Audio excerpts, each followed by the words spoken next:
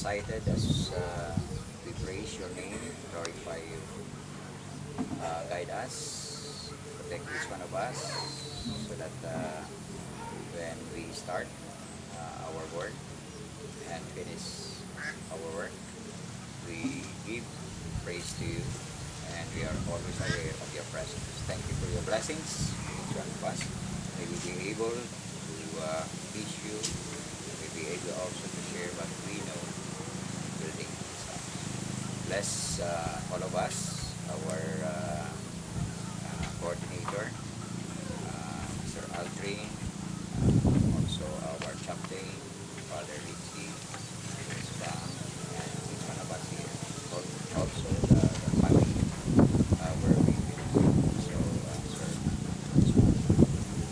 All of this, Lord, we ask and praise one voice. Glory be to the Father, and to the Son, and to the Holy Spirit. As it was in the is now will be forever. Amen. In the name of the Father, the Son, and the Holy Spirit. Amen. Good morning po. Ako po si Kuya Aldrin. Siguro. Good morning, Ate Bang. Sige po. Thank you po sa pag-sponsor ng ng painting ng Bahay Atenista. Going back yung Bahay Atenista sa 17th Bahay Atenista way back 2008. Di ba Manaymayan? Sinimulan natin itong bahay na to 2008. From there doon sa gitna, yan, yung gitna ng palayan, doon sila nakatira. Tapos nilipat natin sila dito. 2008 po yon. Ika-17th bahay at isa sila Mr. and Mrs. Ramon Satigel and Mian Satigel. May 5 silang anak.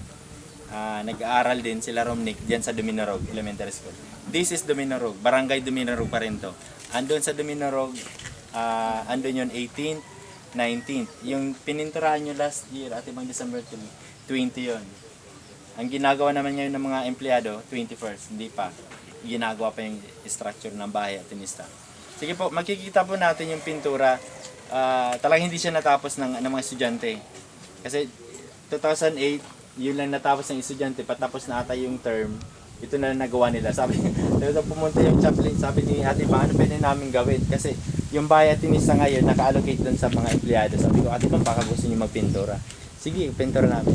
Siguro justify naman na dapat natin pinturahan. Tama ba? Yo, kita naman natin talagang hindi siya natapos kasi patapos na yung term. Ngayon po, makikita niyo yung struktura ng bahay. Dati po kasi, ganyan siya. Nasa palayan talaga yung lugar na yan. Tapos diyan po sa may ni ate, yan kinakatayuan niya. Andun yung kalabaw. Tubugan kang kandamulag.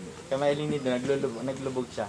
Ang floor niya, nahiling nindo, naglubog talaga siya. Kasi yung lupa sa irarom niya, malambot. So, yung tinatawag doon kasi sa mga undesirable soil, inaalis talaga yun sa mga construction. Pero tayo, hindi naman natin naaalis yun. Dinamp na lang natin. So, ang tendency, lulubog yung ilalim, magkakrak yung ibabaw. Pero isa din to sa gusto namin balikan. Kasi sayang namin yung ginawa natin para pag hindi natin na-repair. Kasi tuloy-tuloy yan. After siguro ng 21st Bahay Atenista, pwede namin balikan yung itong palig niya, lagyan na dampingan tong paligid niya, sayang. And later on siguro, mamaya dadala ako dito ng bubong. Di ba may saro ka ng sarong pedaso dyan na bubong? May dinala na kami doon sa balunggay na isang pirasong yero, dadalhin namin dito. Pero yung repair, si Manny Ramon naman yung counterpart niya. Si Manny Ramon, nakakausap namin, dapat nandito siya ngayon, kaso wala silang ngayon. Kaya lumabas, kailangan magtrabaho, kasama si Romnick. Yan, si Romnick yung panganay na anak, nila Manaymayan. Yung scope of work natin ngayon, depende po kung saan yung gusto simulan yung pintura. Yung pintura pong binigay nyo sa akin, na worth 2,000, nandiyan na po lahat. Isang balding pintura, flat latex, plus yung pang color. Si Sir O.C. marunong na po yung magpintura, mag-mix. Tapos may dalawa po kayong roller blade, may dalawa ding brush na D4. Okay na po ba yun? Yay! Okay. Sige po. Kaya na. Kaya ba, CSB? Kaya! Alright! Sige. Mauna po ako. Sige, Aldrin, kita na lang tayo mamaya, okay? Okay. Kaya? Kaya? Alright! Alright!